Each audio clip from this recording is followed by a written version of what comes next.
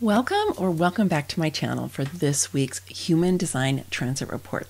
Today is Monday, May 15th, 2023, and the new transit starts tomorrow. So you're going to be just informed in time just for that. Okay, let's go ahead and get started.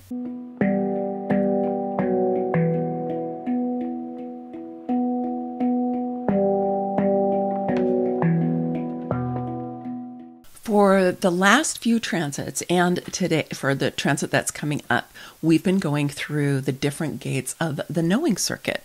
And I did talk extensively about the knowing circuit a couple of transits reports ago. So you can go and check that out if you want to go and see what I said about it. But this is going to be the last transit where we're focusing on that. Although we are going to stay with individual circuitry for a while. And in the transit we're in right now, it's going to change tomorrow, the sun is in the gate 23 and the earth is in the gate 43, which is the channel that's right here. It's a highly intuitive, insightful channel. And the sun and the earth are going to move on tomorrow, but Uranus is going to stay in that gate 23 until June 2024. And what I discovered, I just started kind of digging into the outer planets. Last year, I did a whole series of retrograde reports on the outer planets because they tend to stay for a long time in the different gates that they go in. So Uranus is going to be in the 23 until June of 2024. Pluto is going to be in the gate 60, where he's been for a while, until the end of January 2025. Okay, he's got one short visit retrograding back into the gate 41, but it's literally like a couple of weeks in this year's period. And then we also have Neptune, who's been in the gate 36 since March of 2022, and it's going to be there until April of next year, 2024. So these are major themes that the outer planets are lighting up and inviting us to really pay attention to. They tend to be kind of generational themes. That's how we think of the outer planets because they are there for so long and they are so impactful for a whole group of people. If you'd like me to do a video that talks about these outer planets and where they are and what that influence is on us, could you just put that down in the comments? Because I thought about it, but I just want to do it if you want to see it.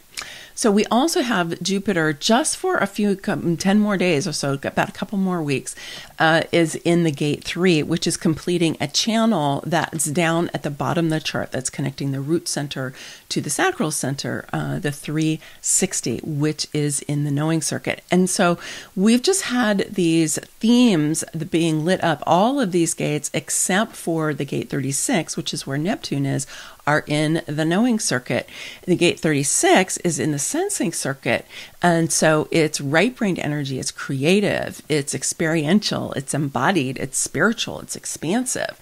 So none of these are in the logic circuit and none of them are in the tribal circuit.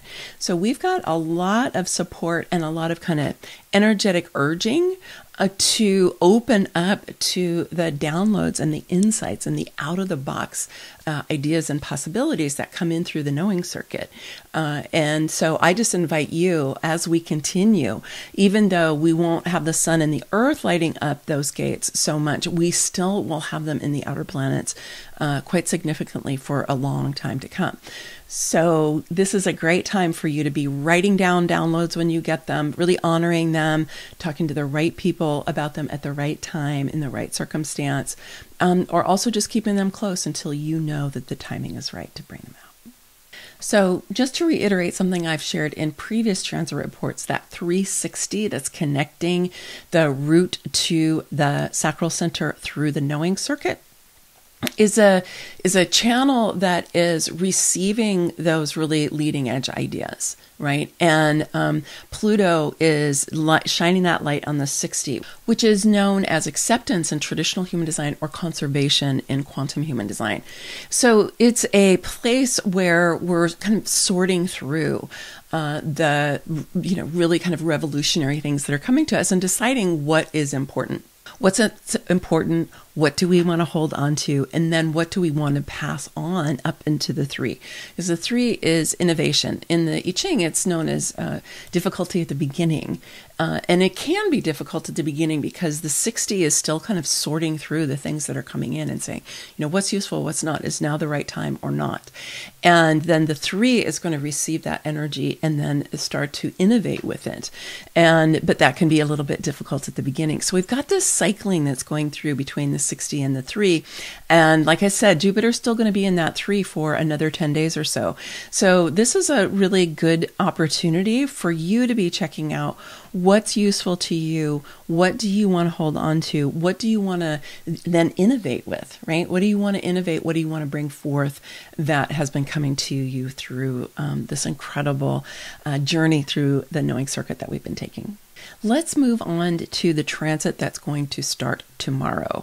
So in the new transit, the sun is going to move into the gate 8 and the earth is going to move into the gate 14. And you guessed it, they're both in the knowing circuit.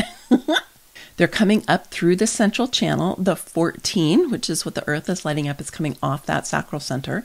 And then the 8 is actually on the throat. So it's like that expressive point for the knowing circuit. The knowing circuit actually has 4 different activations on the throat center. So it doesn't have just one or just 2. So it has a lot of ways that the throat can get activated.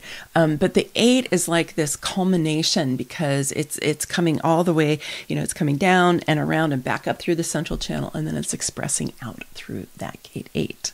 Let's start with that gate 14 that's on the sacral center that the earth is lighting up. So it has a lot of life force energy because it is on the sacral, and it's also responsive because the sacral is responsive, right? And so it's a lucky gate. It's considered, people who have this defined in their charts, if they are expressing the more awakened and more empowered aspect of it, where things just are lucky for them, things come to them, and they seem to not have to wait in lines and get refunds for things really easily. Just it's a lucky gate. And in traditional human design, it's known as power skills. And in quantum human design, it's known as creation. The way that I understand this is knowing that the sacral is an energy for work and sex, basically, right? A life force energy kind of at its most root. Although it has to do with a lot of other things as well. But that's kind of one of the jokes in human design, right? Is we sacral beings are built for work and sex.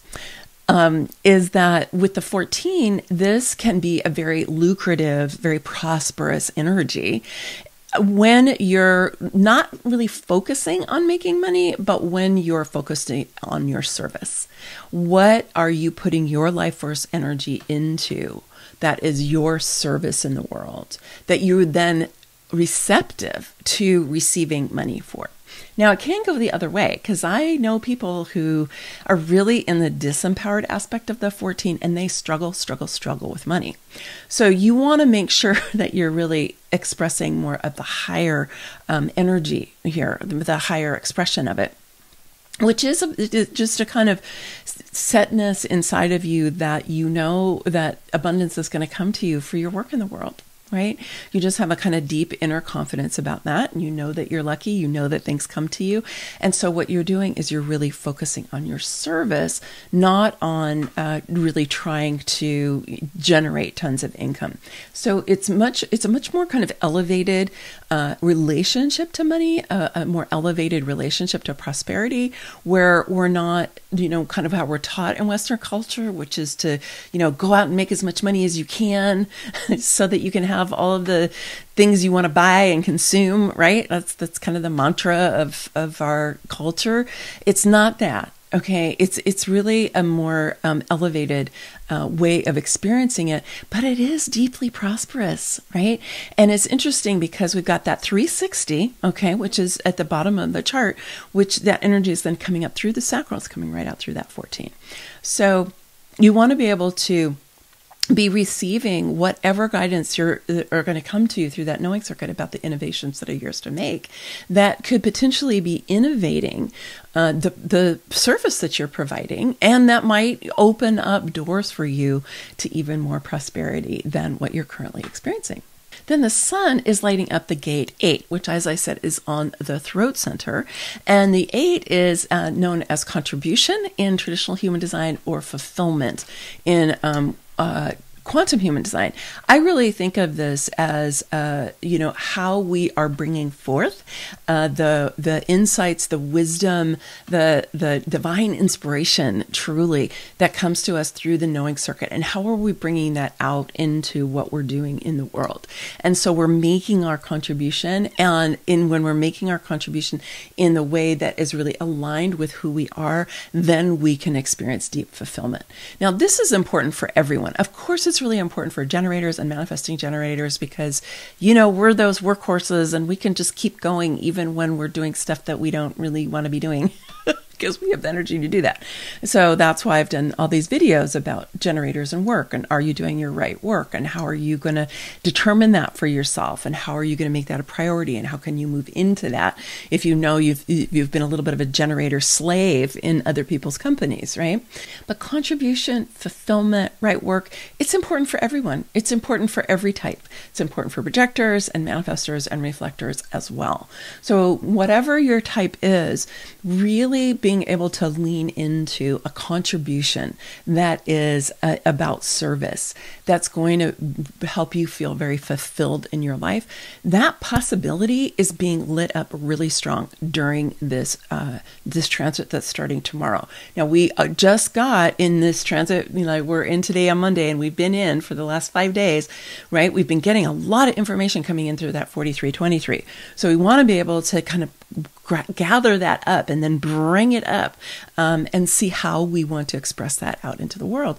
And when we do that, when we get really aligned with our right work, with our service, so that we're not even thinking about it so much as work, as we're dialed into the spiritual aspect of who we are, the way that we are contributing to the world, the way that we are manifesting what we feel that we came here to do.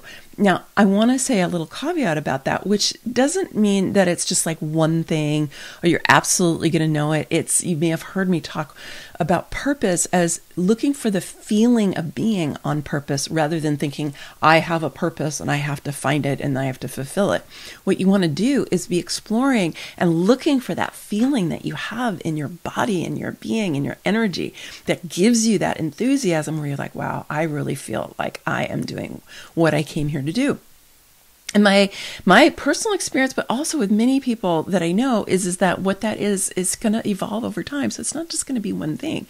And so you want to be able to be flexible with it, right? And you want to kind of be continually leaning into your strategy and your authority to see where it's leading you to go next, because we are on a pretty fast trajectory here on planet Earth, are we not?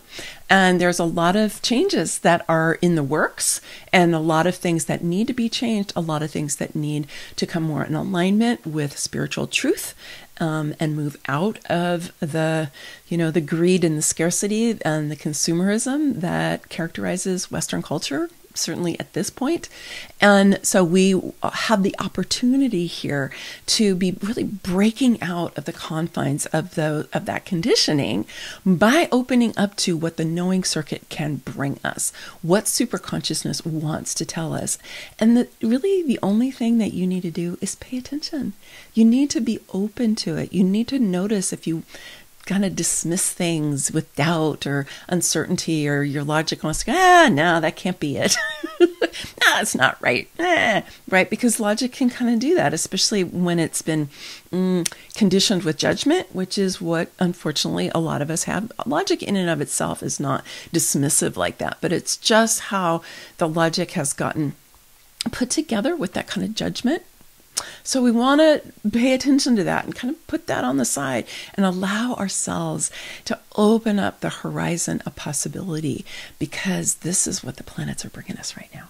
If you watched my video from last week, you would have heard me talk about some plans that I'm cooking up for what we can do as a community to really live and embody our human design, particularly through accessing intelligences that we have, like what we're getting through this knowing circuit and sensing circuit, okay?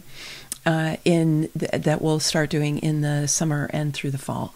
And I have created a page that you can just go and get a sense of the flavor of it. And you can let me know if you're interested in staying informed with that. It's not like a sales page. There's nothing to buy.